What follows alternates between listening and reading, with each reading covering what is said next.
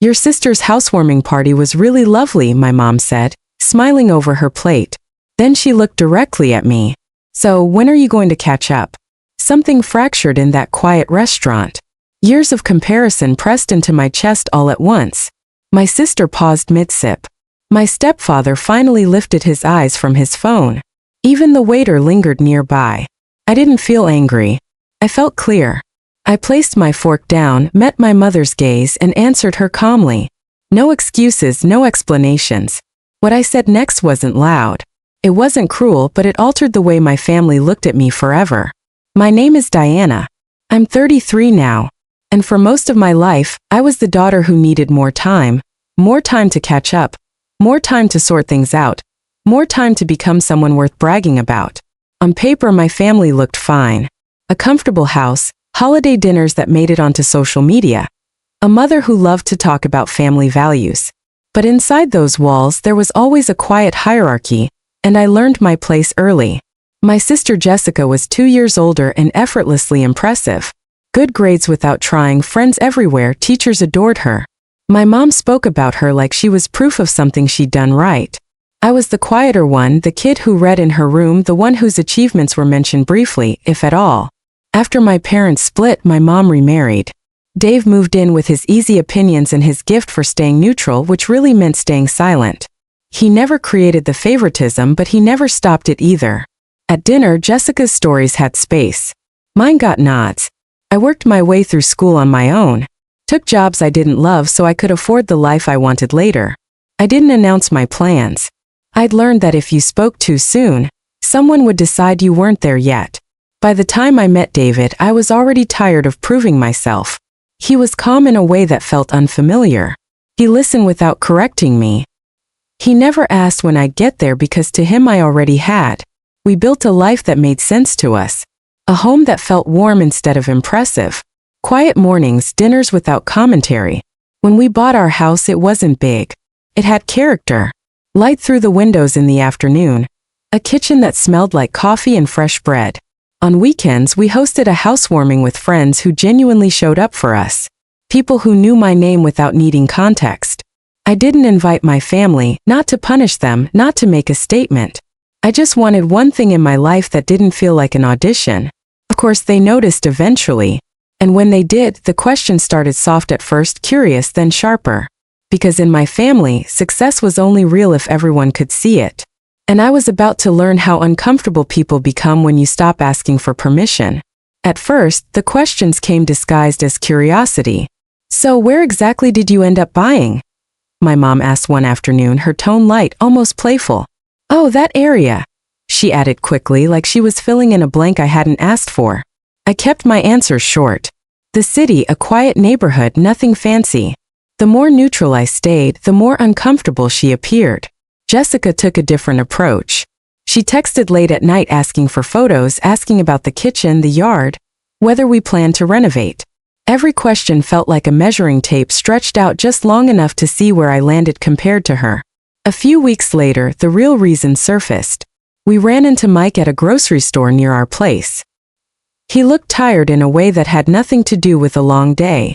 His shoulders drooped. His smile arrived late. When he mentioned their house, his voice dropped. It's a lot, he said carefully. Payments, bills. Things add up faster than you think. I didn't push. I didn't need to. The silence between his words told me everything. After that, my mom's calls changed. She stopped asking about my house and began talking about stress, about how difficult things were for Jessica, about how family should show up when life gets heavy. Then she said it. You're doing well now. She told me. Better than we expected, honestly. Maybe you could help out a little. Just until things stabilize. Help out meant money, not advice, not support. Money. I stared at the paperwork on my desk after that call. Numbers I'd earned slowly and deliberately. I thought about the years I worked without help. The way no one stepped in when I was barely scraping by.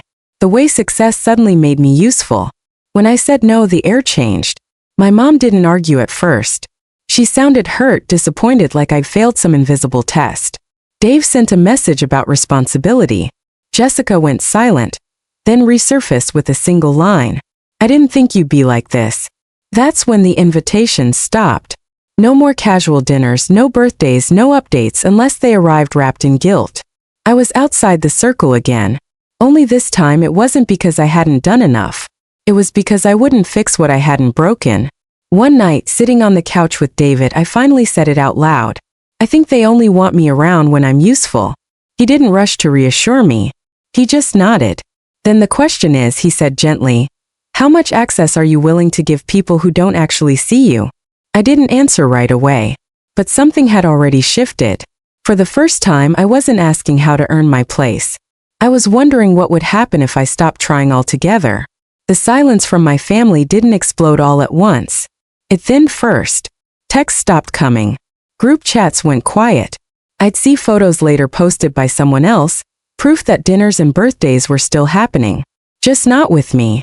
When my mom finally called, it wasn't to apologize. It was to explain. You took things too personally, she said, like she was talking about a misunderstanding over dessert. Jessica is under a lot of pressure. You could have been more supportive. Supportive? The word sat between us like a snare. I asked her what support looked like when I was working 2 jobs and studying late into the night. When I bought my first car on my own. When I built my career quietly without help. She changed the subject. Dave texted next. A long message about family sticking together, about how money comes and goes but relationships last. He didn't mention how quickly relationships seemed to vanish when money was off the table. Jessica called a few days later. Her voice was sharp at first, then fragile. She talked about stress, about expectations, about how embarrassed she felt. Then she said it. I just thought you'd understand, she said. You always do. That was the moment it broke for me. Not loudly, not dramatically, just a clean snap inside my chest. I realized they weren't asking me to help because they respected me. They were asking because I was convenient. Because I'd learned how to survive without making noise. Because I was expected to absorb discomfort so others wouldn't have to. I hung up and sat in my home office staring out the window. Outside, the city hummed the way it always had. Nothing had changed except me. That night, I told David everything I hadn't said out loud before. How tired I was, how small I felt around them, how every interaction left me replaying conversations, wondering what I should have said differently. He listened, then asked a simple question. What do you want your life to feel like? Peace came to mind immediately. Not approval, not praise. Peace. So I stopped explaining myself. I stopped justifying my choices. When messages arrived hinting at guilt, I replied politely and briefly. When invitations didn't come, I didn't ask. Why? I filled my calendar with people who showed up without conditions. It wasn't revenge. It wasn't a strategy. It was a boundary. And boundaries, I learned, don't announce themselves. They simply change what you're willing to tolerate. A few weeks later, my mom called with an invitation. Jessica's birthday dinner. A nice place. Just family. I said yes before I could overthink it. Not because I was ready to be welcomed back, but because I needed to see what would happen when I no longer played my old role. The restaurant was exactly the kind of place my mom liked to choose when she wanted something to feel important. Low lighting, white tablecloths, glassware polished so brightly it reflected your face back at you, whether you wanted to see it or not. Jessica was already there when David and I arrived. She looked flawless in the way that takes effort. Perfect hair, perfect makeup, the kind of perfection that felt tight, like it might crack if she relaxed for even a second. Mom hugged her first. Dave followed. I waited my turn, standing there with a polite smile that didn't reach my eyes. Dinner began the way these things always did. Small talk, updates that weren't really updates. Jessica talked about work. Mom filled in details Jessica hadn't mentioned. Dave nodded at the right moments. No one asked how I was doing. I watched my mother cut into her food, taking her time, savoring the moment. Then she smiled the same smile she'd worn 1,000 times before. Your sister's housewarming party was so lovely, she said, like she was sharing a fond memory. Everyone's still talking about it. Jessica glanced up, pleased. Dave murmured something approving. Then my mom turned to me. So she said lightly, tilting her head. When are you going to catch up? The words landed clean and sharp. No anger, no accusation. Just an assumption so deeply rooted she didn't even hear it as an insult. For a second, everything slowed down. I noticed the hum of conversation from other tables, the clink of glasses, the weight of the fork in my hand. I thought about the years I'd swallowed comments like this, the times I'd laughed them off, the nights I'd gone home and replayed them in my head. Wondering what was wrong with me, I set my fork down. I didn't rush. I didn't smile. I hosted mine last year, I said calmly. The table went still, but no one spoke yet. My mom blinked, clearly processing. Yours? She asked. What do you mean? I met her eyes. My housewarming. David and I had it last year. Jessica frowned. You did? Yes, I said. It was a really nice night. My mom's confusion shifted into something else. Hurt maybe, or disbelief. Why wouldn't you tell us? I took a breath. Slow, steady. You just weren't on the guest list. Her fork froze halfway to her mouth. I didn't raise my voice. I didn't lean forward. I didn't soften it either. Around the table, reactions rippled. Jessica stopped mid-sip, her glass hovering in the air. Dave finally looked up, eyes wide. The space between us filled with silence so thick it felt deliberate. What do you mean we weren't invited? My mom asked, her voice tight. I mean exactly what I said, I replied. We hosted a housewarming. We invited people who show up for us. Jessica shifted in her chair. Diana, maybe we should. No, I said gently without looking at her. I need to finish. I turned back to my mom. For 30 years, I continued. You've made it clear that my life only matters when it looks like Jessica's. When I struggled, it was part of the process. When I succeeded quietly, it didn't count. And when I finally built something that made me happy, you didn't ask how it felt. You asked why you weren't invited. My mom's eyes filled with tears. I love you, she said. You're my daughter. I know you think you do, I said. But love isn't just pride when something looks good from the outside. It's showing up when it doesn't. Dave cleared his throat. This feels unfair, he said. Family makes allowances for each other. I've made allowances my entire life, I replied. What I stopped doing was sacrificing myself to keep things comfortable. Jessica looked down at her plate. When she spoke, her voice was soft.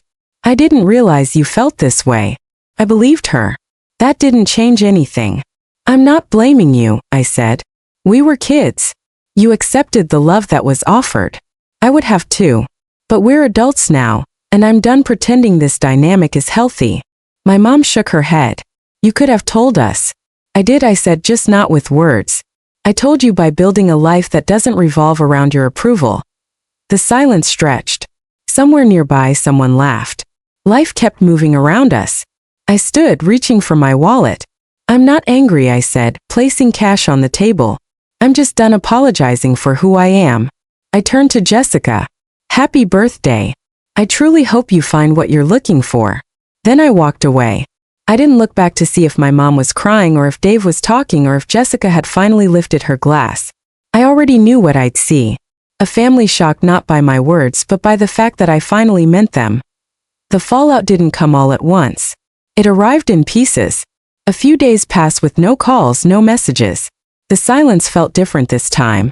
Not sharp, not punishing, just hollow.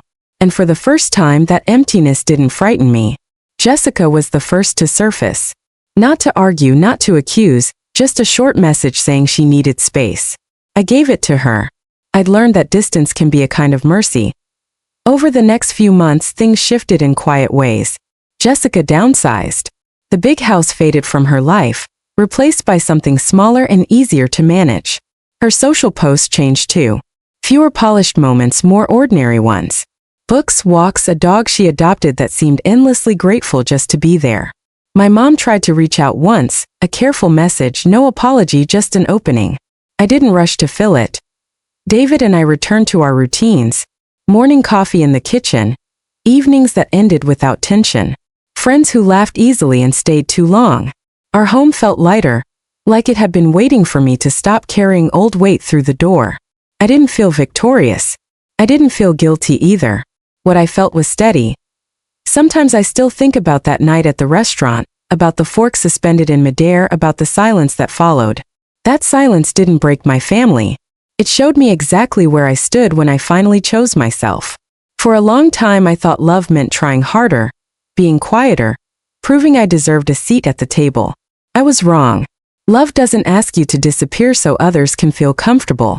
And success doesn't need an audience to be real. If this story felt familiar, if you've ever been compared, overlooked, or made to feel like you were always behind, you're not alone. You're not late. You're not lacking. You're just done running someone else's race. If this resonated with you, share your story in the comments and hit subscribe so you don't miss the next.